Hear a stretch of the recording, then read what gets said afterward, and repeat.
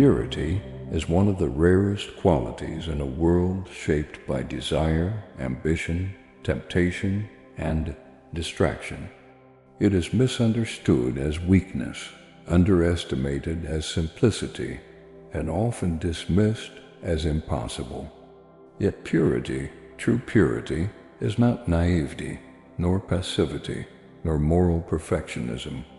It is the strength of a heart aligned with God, the clarity of vision that sees beyond darkness, and the inner freedom that comes from a soul unburdened by guilt or divided affection.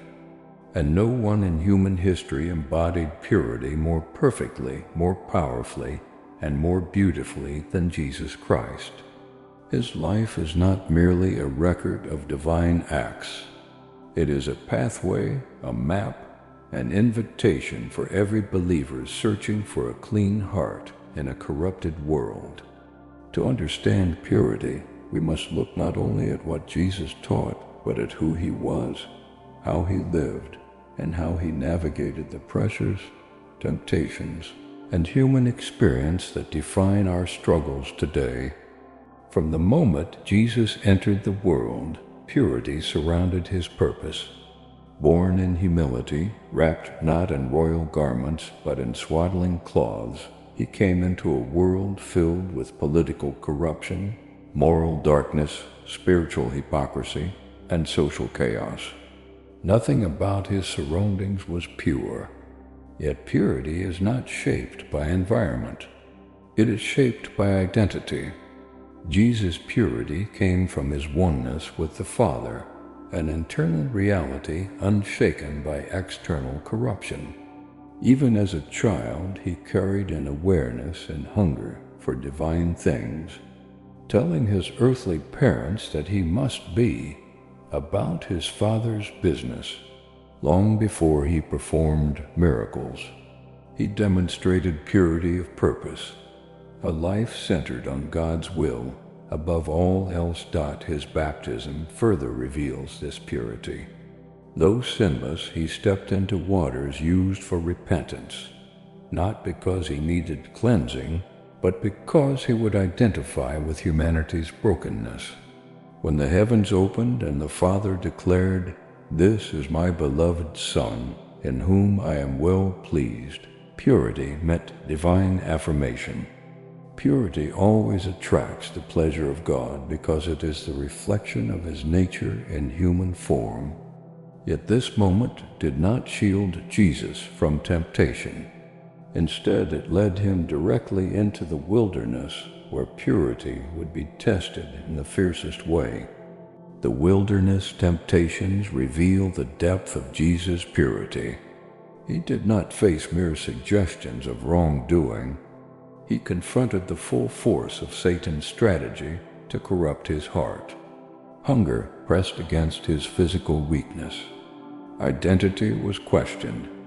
Power was offered without suffering.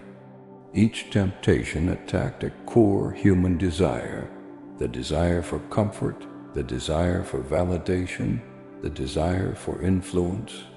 But Jesus resisted not through stubborn will, but through perfect alignment with the Word of God.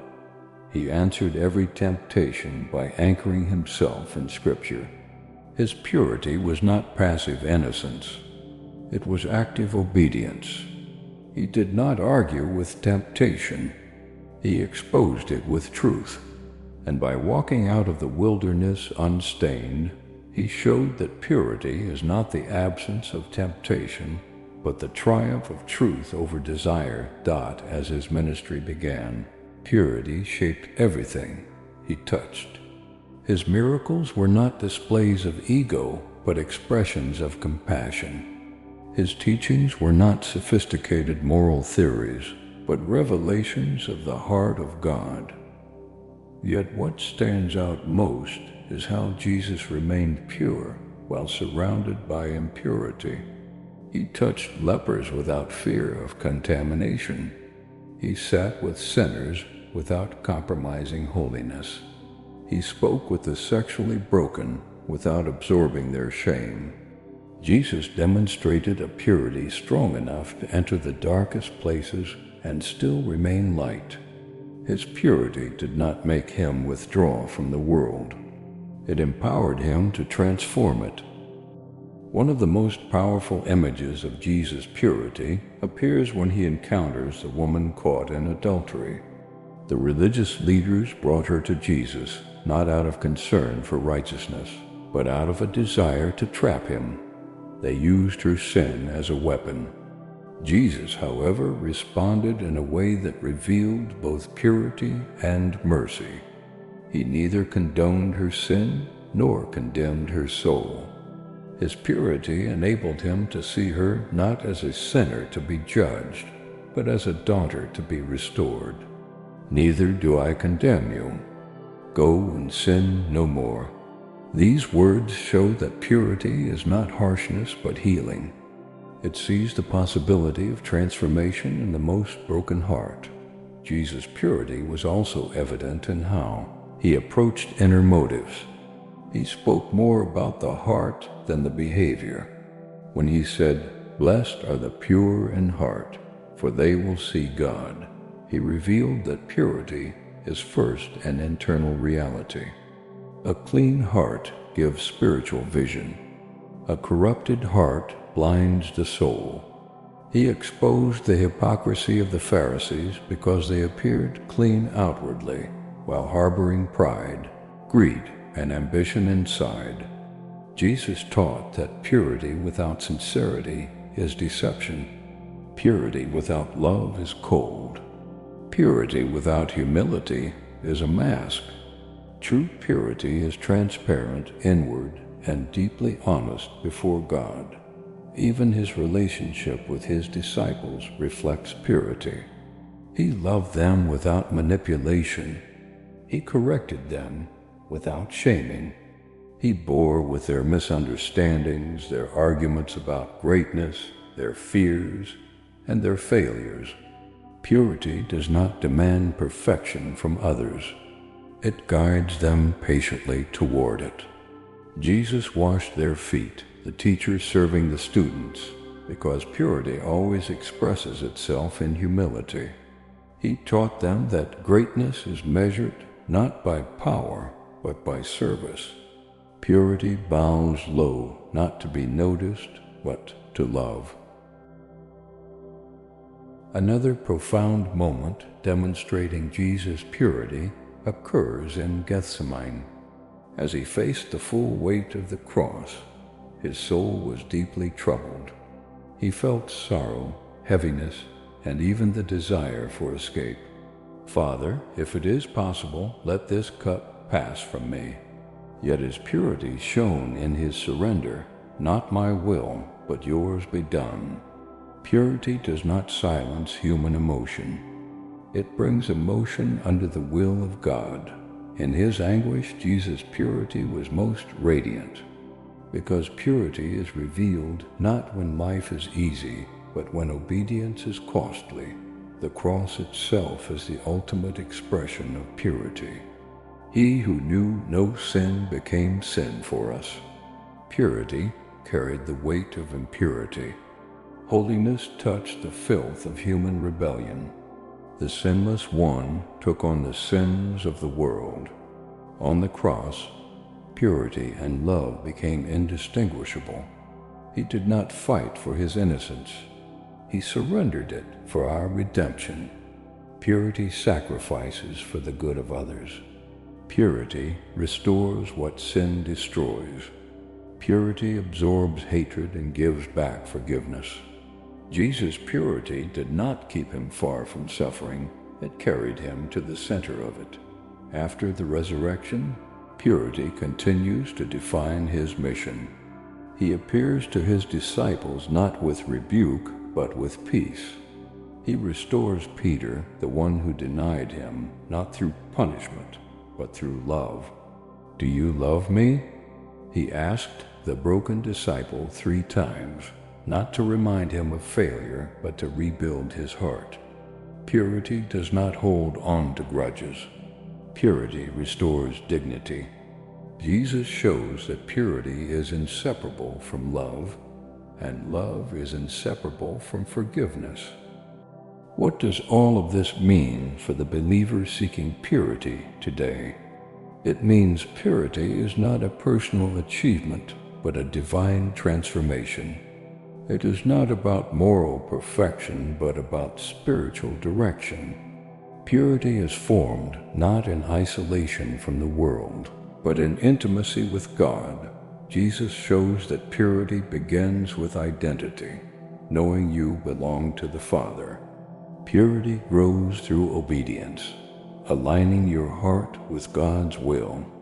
Purity strengthens through Scripture, truth renewing the mind. Purity expresses itself through compassion, love that touches the unclean without fear.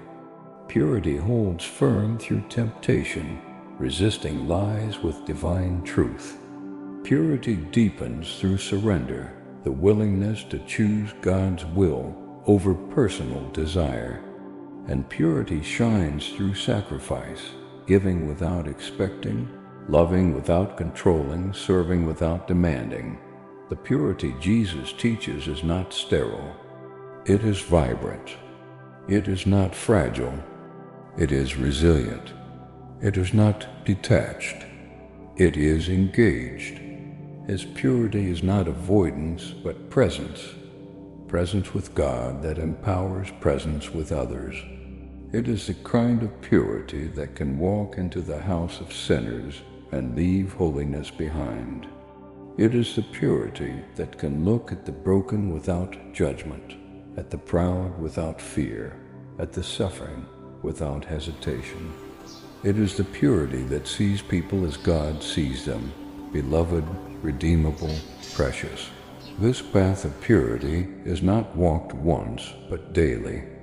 Jesus teaches that purity is not a moment, but a journey. The call to take up your cross is a call to daily surrender of ego, pride, desire, jealousy, lust, resentment, and fear. Purity is the ongoing work of the Holy Spirit, transforming the heart into the image of Christ. It is a lifelong process, a renewal of the inner person, a cleansing of thoughts, motives, and desires. And though the world grows darker, purity shines brighter because it is rooted in eternal light. In the end, the life of Jesus reveals that purity is not about what you avoid, but about what you pursue. Purity is pursuing God above all. Purity is choosing love over indulgence, truth over deception, humility over pride, obedience over impulse, God's will over personal will. When purity is rooted in the love of Christ, it becomes not a burden but a joy. It becomes the freedom of a heart unchained, the clarity of a soul awakened, the strength of a life aligned with heaven. To follow Jesus is to walk the path of purity, not perfectly, but faithfully, not flawlessly, but sincerely. And as the believer walks this path, they soon discover that purity is not merely a virtue, it is a reflection of the one who leads them. In Christ, purity is possible. Through Christ, purity is powerful. With Christ, purity becomes the pathway to seeing God in every step, every breath, every moment of the journey.